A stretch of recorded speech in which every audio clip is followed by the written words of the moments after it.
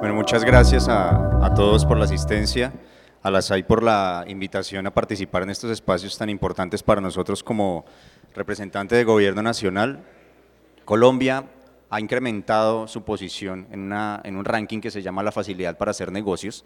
Todo esto son reportes del Doing Business que se están haciendo anualmente y el último reporte que tenemos fue entre el año 2014 y 2015 y una variación positiva de estar en el puesto 45, en aumentar 45 puestos respecto a las mediciones del año anterior, lo cual no es suficiente, porque una cosa es aumentar en un ranking para hacer facilidad en negocios de infraestructura y otro punto crucial es que dichos negocios realmente le peguen a la infraestructura que estamos requiriendo para hacer del país un país mucho más competitivo. Dentro de muchas de las variables macroeconómicas que inciden en la competitividad, por supuesto está la generación de empleo y la reducción de la tasa de desempleo. Nosotros terminamos el año 2015 con un 8.9%, cifras del DANE, en donde, según nuestros análisis, es la cifra más baja que se ha representado en los 15 años. Sin embargo, tenemos que ser consecuentes con que las inversiones altas en infraestructura van a generar unos empleos directos, un poco menores que los empleos indirectos. Para el caso de 4G estamos aún sacando los análisis que esas inversiones nos van a dar, pues porque como ustedes lo sabrán, muchos de los proyectos se encuentran en este momento en cierre financiero, pero es una de las variables más importantes para el desarrollo de la infraestructura. La construcción de infraestructura, por lo menos para el año 2016, va a ser la principal jalonadora de la economía. Sabemos que los precios del petróleo, como lo comentaba hace un momento, han generado un panorama un poco complicado para nosotros y no es solo el hecho de proveer infraestructura, es para qué se construye esa infraestructura y es el hecho de cohesionar los diferentes sectores económicos. Justamente los sectores económicos, la primera valoración que se hace, por lo menos sobre el papel, es analizar el ambiente de inversión, exportaciones versus importaciones. Para el año 2015, tuvimos unas importaciones de más de 83 millones de dólares, estamos hablando de pesos corrientes, significativamente menor el tema de exportaciones, pero esto tiene un componente muy importante que nos va acercando a por qué es clave desarrollar y conectar la infraestructura férrea. Muchas de las llegadas a los puertos, y llegadas entiéndase como la conexión de la infraestructura, tienen algunas limitaciones en cuanto a su topografía, en cuanto a su desarrollo y en cuanto a la conectividad de los diferentes modos. Los costos logísticos impactan directamente sobre esas conexiones, o mejor, sobre esa falta de conexiones eficientes. Y es ahí en donde se nos empieza a complicar un poco el panorama. Razón por la cual no solo se trata de hablar de infraestructura o que podamos proveer vías ferroviarias, sino que efectivamente tengan un componente logístico que sea atractivo en tiempos, en costos y en una operación eficiente. Digamos, el desarrollo portuario ha sido uno de los más importantes en infraestructura en los últimos 5 años, pero si lo vemos como desarrollo portuario aparte, nosotros estamos pensando en un componente intermodal y es por eso que es crítico desarrollar una infraestructura que permita que realmente estemos aprovechando esa capacidad de los puertos. ¿Y eso a qué nos lleva? A ver cómo estamos rankeados a nivel internacional. El Foro Económico Mundial hace una clasificación anualmente en los países comparados entre todos a nivel mundial y nosotros hacemos una comparación interna por región. A nivel región, en el último año la calidad de infraestructura vial estuvo prácticamente en sus mismos niveles, tenemos una calificación de 2.6. A pesar de las inversiones cuantiosas que se han hecho y de las que se siguen haciendo, hay muchos puntos por mejorar. Todos los países que están encima de la primera gráfica están por encima de nosotros en calidad y en conectividad de vías carreteras a nivel internacional, perdón. La calidad en la infraestructura aeroportuaria y portuaria tuvo un incremento en sus posiciones según las mediciones de calidad y conectividad. Entre las dos, la infraestructura aeroportuaria fue la que más se destacó. La idea no es conformarnos. Tenemos análisis que nos dicen que por bien el aeropuerto El Dorado tiene una capacidad significativa y es en este momento el segundo aeropuerto a nivel latinoamericano con mejor desempeño. Sabemos que dentro de pocos años su capacidad va a estar limitada. Entonces es un trabajo y es una obligación para nosotros, solo por poner un ejemplo en el modo aeroportuario, empezar a hacer desarrollos tanto de ampliación como de conectividad en aeropuertos alternos. Para este caso se estará estructurando el aeropuerto El Dorado 2, pero sabemos que esos esfuerzos han dado sus frutos, por lo menos en este tipo de clasificación. Igual pasa con la infraestructura portuaria. No necesariamente se trata de desarrollar nuevos puertos que tienen un trámite algo engorroso para su desarrollo, para su análisis, viabilidad ambiental y demás, sino hacer eficientes los que ya tenemos. Un puerto, cuando está al 75% de su capacidad, se puede decir que ya está entrando en etapa de saturación y es necesario entrar a hacer las estrategias que permitan ser consecuentes con esa capacidad. Y de último, la infraestructura ferroviaria, que es la que perdió puestos de los 4 principales modos. Estamos en una calificación de 1.5. 1.5 es una calificación realmente muy baja, cuando sabemos que para este tipo de mediciones se están teniendo en cuenta diferentes variables. Es, por un lado, la capacidad de la infraestructura, por otro lado es la conectividad, por otro lado la accesibilidad y el tema de movimiento de carga. ¿Cuánto de la carga nacional total estamos moviendo por las vías férreas? Si bien tuvimos un golpe generado por la ola ambiental de los años 2010 y 2011, no estábamos preparados para asumir los retos que eso nos impuso en la infraestructura ferroviaria. Entonces fue la más golpeada, pero sabemos que esto tiene una implicación de que muchos años atrás no habíamos tenido las inversiones ni las prevenciones que otros modos como el carretero resultaron teniendo. Las asociaciones público-privadas son un tema clave en el desarrollo de infraestructura y en el modo ferroviario aún más, juegan un capítulo importante en el actual Plan Nacional de Desarrollo. Más adelante les voy a aclarar exactamente por qué lo impulsa el Plan Nacional de Desarrollo. Y es importante porque con la expedición de la Ley 1508, que tuvimos en el año 2012, y de la cual estamos haciendo todavía uso, aprendizaje y una implementación muchísimo más precisa, permitió que Colombia entrara en el mundo de las APPs de una manera, digamos, rápida. Tuvimos una experiencia simplemente de apoyo de diferentes gobiernos en el momento en que se expide la ley y sus decretos reglamentarios. Nos la jugamos por desarrollar infraestructura a través de APP, que es un mecanismo, como algunos lo sabrán, es más un mecanismo de vinculación de capital privado que una forma de contrato. Buscar músculo financiero apoyado con una ingeniería de alto valor para poder desarrollar la infraestructura, que es básicamente sobre lo cual estamos desarrollando las vías de 4ª generación. Colombia mejoró esa capacidad para desarrollar APPs, tenemos un reconocimiento bastante alto, si bien en este momento todos los proyectos de primera y segunda ola que se han adjudicado están en su etapa de cierre financiero.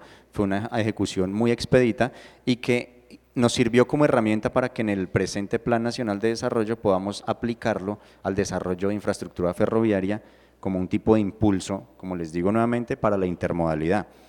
La introducción de la Ley 1508, como les digo, ha sido reconocida por diversas instituciones, pero no nos queremos conformar. Hay unos temas sobre los que hemos venido trabajando. Tuvimos pendiente el año pasado reglamentar las unidades funcionales, que es el mecanismo bajo el cual se paga la infraestructura, desarrollada mediante mecanismos de APP. La infraestructura no se paga cuando se están terminando tramos de obra y se entregan simplemente. Esto obedece más a que tengamos la disponibilidad y un índice mínimo establecido de calidad de infraestructura. El desafío ahora, y que se está construyendo con el Ministerio de Hacienda y Crédito Público, es determinar los modos o las formas de pago en cómo se va a hacer para infraestructura ferroviaria. Eso se llama unidades funcionales. Una vez se defina técnicamente la manera en que, al desarrollar infraestructura ferroviaria mediante mecanismos de APP, estableceremos cuál va a ser el mecanismo de pago, bien sea para carga o para pasajeros. Entonces esto ya nos lleva a analizar cuál es nuestra realidad. Un ambiente de inversión positivo, una mejora en las escalas de calificación ante organismos internacionales, el Banco Mundial, la OECD, el BID, el Doing Business, reportes, digamos de alguna manera que ponen en el ojo público el desarrollo de infraestructura de los países y sobre todo a nivel región, y es lo que nos lleva a plantear los diferentes desafíos en materia de infraestructura en el Plan Nacional de Desarrollo. Por este punto voy a pasar muy rápidamente. Esta fue básicamente la forma y el esqueleto en el que se planteó el Plan Nacional de Desarrollo para todos los sectores. Unas metas trazadoras o pilares que vienen alimentadas de unas metas intermedias o unos indicadores intermedios. Generalmente los hicimos por cada modo, vial, fluvial, ferroviario, portuario, aeroportuario, que están a su vez alimentados de unos productos, y esto es lo que conforma las estrategias de desarrollo. La idea es que estas metas puedan ser monitoreadas constantemente. Queremos ir un poco más allá del reporte anual que se está haciendo sobre cuántas dobles calzadas de más construimos, cuántas líneas férreas en operación tenemos, y eso nos lleva a un seguimiento que lo han denominado el seguimiento a presupuesto por resultados. ¿Cuál es la idea principal en materia de conectividad, infraestructura y de accesibilidad? El cierre de brechas.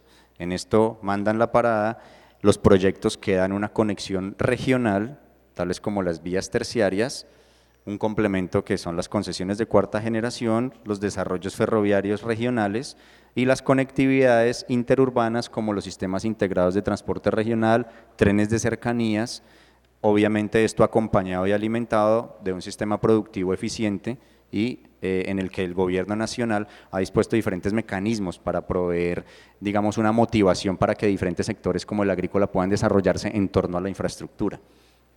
Hay territorios, como ustedes lo ven, en que deben hacerse unos esfuerzos sumamente altos para el cierre de brechas.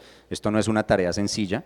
Precisamente por ello, la construcción del Plan Nacional de Desarrollo se hizo de la mano de las regiones. Fue una construcción en la que estuvimos en todos los departamentos del país, escuchando cuáles serían las prioridades de acuerdo con las mismas regiones, cuáles son las principales necesidades, y una vez hizo este ejercicio y se aprueba el Plan Nacional de Desarrollo, hemos venido en este año haciendo unos diálogos regionales para apoyar, orientar y en alguna medida buscar cohesión con los planes de ordenamiento territorial y los planes de desarrollo de origen local para que podamos estar alineados y así facilitar la identificación de fuentes de inversión y por supuesto el desarrollo de diferentes programas. Entonces, ¿cuál es el panorama que plantea el Plan Nacional de Desarrollo? El enfoque de cierre de brechas que les acabo de comentar, una diferente concurrencia de fuentes de financiación y los mecanismos que permitan la concurrencia de mayores recursos para el desarrollo de infraestructura. El presupuesto por resultados, no solo se trata de ejecutar un cierto porcentaje de las partidas asignadas, porque como ejecución se puede entender cualquier cosa. Como ejecución yo puedo tener pendiente un 30% de ejecución faltando 2 meses del año y es transferirlo a una fiducia, así no se ejecute como tal, y eso ya se entendía como ejecución. En este caso, la idea que plantea el Plan Nacional de Desarrollo es otra, son resultados medibles que efectivamente le estén pegando al desarrollo de las comunidades y para el caso propuesto de las regiones, y un marco de APPs o asociaciones público-privadas para vincular recursos adicionales y un mecanismo eficiente de la ejecución y el desarrollo de la infraestructura.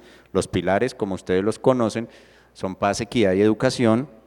Detrás de estos tres existen centenares de metas trazadoras para cada uno de los sectores. ¿En dónde las encontramos? En las 6 estrategias transversales, y este punto es importante. Al leer las bases del Plan Nacional de Desarrollo, que ustedes pueden consultar en la página del DNP, van a encontrar un documento supremamente grueso, robusto, en donde se pueden interpretar, por decirlo de alguna manera, algunas de las apuestas transversales para cada sector. Sin embargo, en el caso de la infraestructura estamos ubicados prácticamente en todas. Seguridad y justicia para la paz, básicamente está interpretado como la llegada de la infraestructura de orden territorial y de conectividad hacia las vías principales. Cuando digo vías no solo me refiero a lo carretero. Competitividad e infraestructura estratégica, esa es quizás la estrategia transversal más importante y la que reúne el grueso de las apuestas en infraestructura y logística. Crecimiento verde, claramente por un desarrollo de modos sostenibles de transporte. Movilidad social, que como su propio nombre lo indica, se está, digamos, enfocando en poder darle a la ciudadanía y a todas las poblaciones elementos que, si bien no solo van a depender de la infraestructura de transporte, requieren de una infraestructura cohesionada y que tenga sentido. Las necesidades básicas de salud, de educación, bueno, en este caso ha pasado a ser ya una necesidad imperante el tema de conectividad para las poblaciones, tiene que estar atado a una infraestructura que no solo brinde respuestas en este momento, sino que deje una plataforma para que en los próximos años pueda ir creciendo que la cobertura de banda ancha por internet, creciendo la facilidad de acceder a centros poblados, que un desarrollo de infraestructura no solo responda a unas necesidades de salud o educación, por poner ejemplo, sino que también funcione en el otro sentido, Muchas veces no se sabe qué es primero, si el huevo o la gallina. Si yo tengo un centro poblado que requiere acceso a hospitales, a colegios, sino a veces también tiene que funcionar al revés. El buen gobierno, porque sin prácticas de buena contratación, de buena ejecución y de transparencia, pues nada haríamos teniendo así fuera el triple del presupuesto para el desarrollo de infraestructura que tuviéramos hoy. Entonces es clave el buen gobierno y las sinergias que se pueden crear y sobre todo en este momento, particularmente el desarrollo de planes de ordenamiento territorial y los planes de desarrollo local. Y la transformación del campo, que es básicamente uno de los espíritus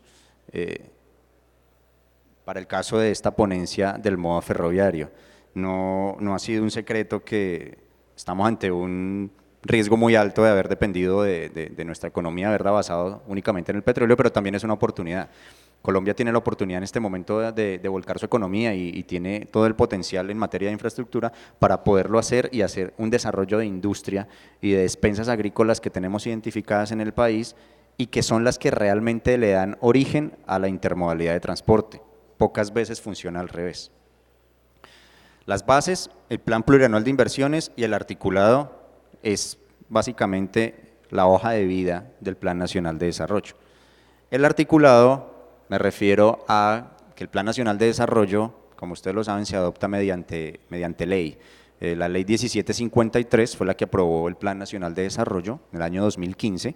El articulado se refiere a que todas las apuestas que tenemos nosotros incluidos en las bases, el documento robusto y que da la línea de acción del gobierno de estos 4 años, es lo que tiene la fuerza de ley para poder hacer ejecuciones que tienen una, valga la redundancia, una fuerza mucho mayor, tanto a nivel de ejecución institucional y presupuestal.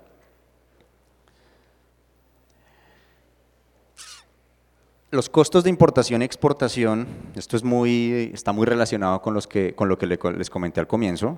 Nosotros ya digamos que hemos asumido como algo normal y la realidad no debería serlo, en que nos cueste mucho más movilizar un contenedor entre Bogotá y la costa atlántica que entre el puerto y el continente asiático, por ejemplo. Es decir, es algo que no tiene sentido. Cuando digo que nos hemos habituado, es que nos hemos habituado a escucharlo y que realmente tiene que representar algo más que un desafío, tiene que representar un compromiso y tiene que representar realmente una fuerza de voluntad política, de voluntad técnica y de voluntad financiera. Las limitantes que tenemos en este caso son justamente relacionadas a este último, nuestro marco de gasto, de mediano plazo del sector transporte, ha tenido unas leves caídas, de nuevo volvemos al tema de la difícil situación económica, pero el tema del planteamiento de presupuesto por resultados es lo que nos ha hecho priorizar o reorganizar en cómo enfocar los recursos que si bien han sido limitados, deberán darnos unos mejores resultados. Entonces la provisión de capital de origen privado es una de las grandes fuerzas que nos ha ayudado en este caso para desarrollar infraestructura, pero ante los cuales tenemos unos retos altísimos. Ahí en la gráfica ustedes pueden ver como unos precios de referencia, que es la línea roja punteada, para los costos de importación.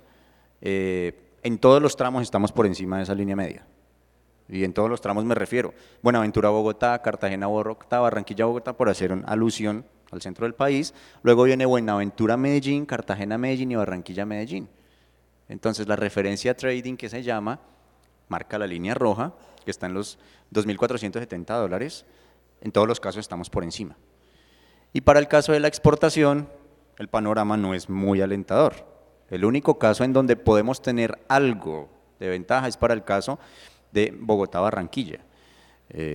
Pues el panorama pinta mejor si las cosas resultan en el tiempo previsto que tenemos para el desarrollo del APP del Río Magdalena. Entonces todo esto en conclusión son unos retos y son unos desafíos que realmente no pueden dar más espera y no podían dar más espera. Y de ahí a que fuera uno de nuestros principales retos, poder elaborar y expedir el año pasado, como lo hicimos, la fase 1 o el volumen 1, como lo quieran llamar, del Plan Maestro de Transporte Intermodal. El sistema de transporte nacional, si bien tiene unos costos complicados, también merece la pena tener un análisis sobre cómo estamos movilizando la carga en el país. Quizás ya lo habrán dicho mis colegas del gobierno y de los departamentos en el día de ayer, pero pues la movilización por carga en el modo carretero es la que predomina en Colombia. Estamos hablando en los últimos años de un promedio del 71-72% de movilización de carga. Acá es importante tener en cuenta que estamos también contando el carbón, que el carbón es el rey de la movilización por modo férreo. Entonces ya vamos a hacer una precisión teniendo en cuenta la movilización con carbón y sin carbón. Con carbón el modo férreo está representando cerca del 27% de la movilización de carga. ¿Pero por qué? Porque estamos hablando de 70-71 millones de toneladas al año. El año pasado estuvimos solo movilización de carbón alrededor de unos 72 millones, unos 80 millones de toneladas, solo el año pasado, un repunte importante en las operaciones de Fenoco, la línea del norte de Colombia, que es, digamos, el principal puerto por donde se moviliza carbón. El segundo, el puerto privado de Cerrejón en La Guajira. ¿Y qué pasa con los otros modos? Prácticamente pues, no se identifican en la gráfica, pero son los que tienen un crecimiento de alguna manera pues, más significativo, así pesen menos. Esos crecimientos para el modo carretero y para el modo férreo están situando al orden del 9%, realmente en solo el año pasado el crecimiento de movilización de carbón fue del 13%, para llegar a ese orden de magnitud de 80 millones de toneladas, que es lo que les digo. Y los demás modos, fluvial, cabotaje y el aéreo, no llegan al 3% del total de toneladas transportadas. Sin embargo, acá hay una situación bastante paradójica. Estamos hablando de que no llegan al 3% de total de toneladas. Quitémosle el carbón entonces a la movilización de los diferentes modos. Si lo quitamos así, nosotros estaremos hablando de un orden de más o menos 2.5 millones de toneladas, en donde el que menos está movilizando es el modo ferroviario. El que se lleva la mayor participación de ese movimiento de carga, que no es carbón, es el modo fluvial, más o menos con un 65%, después el modo aéreo con 27% y el férreo llega apenas a un 8%. Ojo con eso, el modo aéreo, por definición, por lo menos en países de la región, su especialidad no es la movilización de carga, sino de pasajeros. Somos o contamos con uno de los aeropuertos más competitivos de la región, como el aeropuerto El Dorado, y tenemos una planeación muy fuerte para la segunda fase, pero digamos, no puede ser que el modo férreo sea el que apenas esté movilizando un 8% del total de la carga que no es carbón. Hay situaciones por replantear. Y vuelvo al punto, si bien la ola invernal de los años 2010 y 2011 y las bajas inversiones que fueron prácticamente nulas entre los años 60 y inicios del año 2000 para el modo férreo, pues nos está pasando la factura a estas alturas, por lo que el reto es realmente con un retroactivo bastante importante.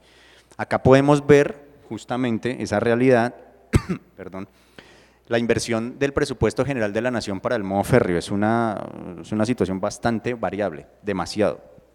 En el año 2010, por no irnos más atrás, estábamos invirtiendo solo presupuesto central, solo presupuesto del gobierno, del orden de 230.000 millones de pesos al año. Esas inversiones, como consecuencia de lo que venía pasando, como yo les decía, en épocas anteriores, es decir, acá nosotros podemos encontrar que el tope nomás de la gráfica nos da una escala apenas de 250.000 millones de pesos. Esta gráfica como tal es prácticamente escondida si yo les mostrara el presupuesto total de la nación. Se los voy a decir, solo para el año 2014 estamos hablando de 7.5 billones de pesos. En el año 2015 estábamos por el orden de los 6.5 billones de pesos. Es todo el presupuesto general de la nación para el sector transporte. Y estamos destinando, en el mejor de los años, 230.000 millones de pesos. Esta caída obedeció a una baja en las operaciones por la afectación que existió en los corredores de la Dorada Chiriguaná y en el corredor de la red férrea del Pacífico. Se hicieron unas intervenciones desde el año 2013 que permitieron de alguna manera recuperar esos corredores, atención a puntos críticos, porque si hay algo a lo que le pegue más duro que a la carretera, un movimiento de tierras o una caída de material, es al modo férreo como tal. ¿Qué encontramos para el año 2016? Por presupuesto, tenemos del orden más o menos de unos 43.000 millones de pesos, no estamos hablando ni del 1% de la inversión total para el sector transporte. La buena noticia, ¿cuál es? Por un lado, la expedición del Plan Maestro de Transporte Intermodal le da un peso al modo ferroviario y una necesidad de inversiones en mediano y largo plazo para poder reactivar ese modo y darle conectividad. Y dos, recién acabamos de hacer una aprobación desde Planeación Nacional por el orden de 230.000 millones de pesos para seguir atendiendo esos puntos críticos que en última son los que le van a dar la vida y la posibilidad de la conectividad. Pero este mensaje es importante, nuestro desafío realmente es que desde el mismo presupuesto general de la Nación podamos hacer unos aportes mayores. Obviamente no se trata de dar plata por dar plata, sino que realmente esas inversiones sean consistentes con las necesidades a nivel técnico. La visión y objetivos del sector, esto es prácticamente lo mismo que les hablaba de las estrategias del Plan Nacional de Desarrollo, en donde el punto 2 es un punto importante en donde hablamos de consolidar una red de transporte multimodal o intermodal que incentive el uso de modos de transporte ferroviario y aeroportuario. Tan así que hay una meta específica, que en un momento se las va a mostrar, que deja aparte ese reto que queremos tener con los modos diferentes al modo carretero. Estos son los lineamientos de política, son, por decirlo así, como los subcapítulos que uno va encontrando en el momento en que lee el Plan Nacional de Desarrollo. De estos 9, en estos que acabo de señalar, 6 están apuntándole directamente o indirectamente al desarrollo y promoción de inversiones y de movilización de carga para el modo ferroviario. Consolidación de corredores de transporte multimodal estratégico, un tema logístico que es clave para poder darnos la pela, digámoslo así, para poder incentivar la reactivación del modo férreo, la infraestructura logística encaminada al comercio exterior, el fortalecimiento de la operación del transporte, ya viéndolo como operación, esto ya estará enfocado un poco más a las tecnologías y a un buen desempeño y reducción de costos. Para transporte público, es clave en la conexión de ciudades y en sistemas integrados de transporte regional, y movilidad como potenciador del desarrollo urbano regional, en lo cual Antioquia ha dado unos ejemplos supremamente importantes a todo el resto del país. Entonces, ¿qué es lo que estamos planteando? Lo establece el Plan Nacional de Desarrollo y hemos empezado a trabajar en esa tarea. Es un reto realmente grande, pero que no nos puede dar más espera, y es plantear un plan maestro férreo. El Plan Nacional de Desarrollo establece que tanto el Ministerio de Transporte como el Departamento Nacional de Planeación trabajarán articuladamente para la estructuración y planteamiento de un plan maestro ferroviario. Ustedes se preguntarán que si ya estuvimos planteando el año pasado un plan maestro de transporte intermodal, ¿cómo pega el modo ferroviario? Pues bien, también el año pasado se culminó un plan maestro fluvial. El hecho de contar con un plan maestro sectorial no quiere decir que no pueda estar alimentado de unos planes maestros llevados a nivel de modo, porque la especialización en el desarrollo de cada plan maestro nos va a dar con certeza los órdenes de magnitud de intervención en términos de tiempo, en términos de costos, en términos de ahorros y en términos de poder incluir todos esos desarrollos regionales a los que le estamos apuntando. Este plan maestro no se va a poder construir sin las sinergias que tendremos que hacer nosotros con las regiones. Es decir, es un factor clave. Palabras más, palabras menos, no existe el plan maestro si no contamos con esos desarrollos. Justamente Antioquia está en una etapa de propuesta del tren multipropósito del Valle de Aburrá. Es una alternativa muy interesante que estamos trabajando en este momento de la mano con la gobernación, con la alcaldía de Medellín, con la empresa Metro, en fin. Es un tema bastante interesante y es lo que realmente nosotros queremos expandir, y de ahí el mensaje en el comienzo de mi presentación cuando les dije esto realmente es una invitación. Queremos que realmente ustedes se puedan vincular de la manera en la que ustedes crean conveniente para que todos podamos trabajar articuladamente en la construcción de este plan. Recién este año vamos a empezar a hacer lo que denominamos la fase 1 y, como les comentaba, ¿qué establece el Plan Nacional de Desarrollo? Una primera etapa que es recuperación, rehabilitación y atención a puntos críticos. No queremos empezar a pensar todavía en una red del doble, del triple, de más de los 3.300 kilómetros que tenemos en el país, sin primero pensar en rehabilitar y atender lo que tenemos. Un segundo punto que es la operación y la consolidación de la demanda, la consolidación de la carga que hemos empezado a identificar en los diferentes corredores, en los diferentes litorales y en los diferentes centros productivos. Sin esto no tendría ningún sentido tampoco pensar en los corredores actuales. Y una tercera que es la estructuración de nuevos proyectos. Esto es tan amplio como uno lo pueda decir. Estructuración de nuevos proyectos significa las iniciativas privadas que se han presentado ante la ANI, que en este momento la ANI está evaluando. Significa un tema de una posible expansión de red, significa complementar, al menos geográficamente, un esqueleto ferroviario en el que Colombia realmente pueda tener conectividad y accesibilidad para que haya continuidad en las operaciones. Lo primero es eso, tener continuidad en las operaciones. Todo esto en un gran marco que es la identificación de demanda potencial, operación logística, clave para la reducción de costos y tiempo, y como les decía, una expansión de red. El plan maestro va a tener, por lo menos en su primera etapa, énfasis en los componentes técnico, un económico financiero, que incluye un modo regulatorio, y en el módulo 1 tendremos tangencialmente el componente ambiental y legal. La normatividad en el modo férreo realmente es obsoleta, realmente estamos en mora de poder definir, redefinir y replantear muchas de las consideraciones que en cuanto a normatividad tenemos a hoy. No hay una normatividad clara, el país debe tomar las riendas, digamos, de este aspecto regulatorio, pero realmente para que se beneficie la operación del modo férreo, sin incentivos no lo habrá.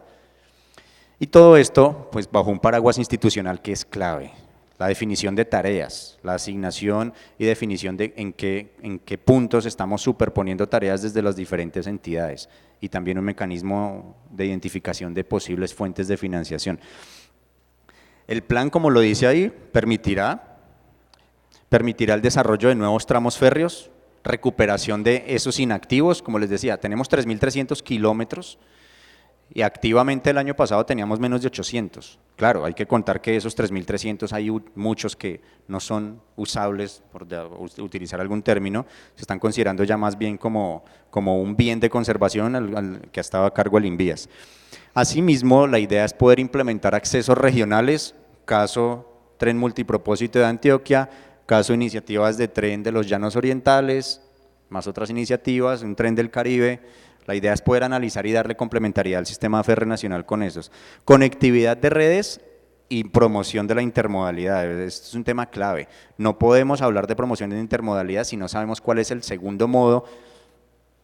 Aquí hago un paréntesis, importancia porque nos volcamos a las carreteras desde el año 1950, 1960, y eso fue lo que nos llevó a este debacle. Fue porque nos volcamos, fue porque se le dio la espalda, llámenlo como lo consideren más conveniente. El caso es que pasa exactamente lo mismo que pasó con el río. Si al río se le dio la oportunidad y reactivamos la navegabilidad, o la vamos a hacer del río Magdalena después de 40, 50 años, creo que merece toda la pena del mundo hacerlo para el modo férreo, y ese es nuestro desafío, es nuestro compromiso y es nuestra invitación a hacerlo. Por tenerlo simplemente como un esqueleto en la cabeza, en temas de región, ¿qué es lo que en primera etapa podríamos considerar hablando de conectividad? Las líneas rojas son las principales redes que existen en este momento, la red férrea del Pacífico con 498 kilómetros, acá los 554 más 245 de la Chiriguaná hasta Ciénaga, y Bogotá-Belencito con 260 mal contados kilómetros. ¿Cuál es la estrategia?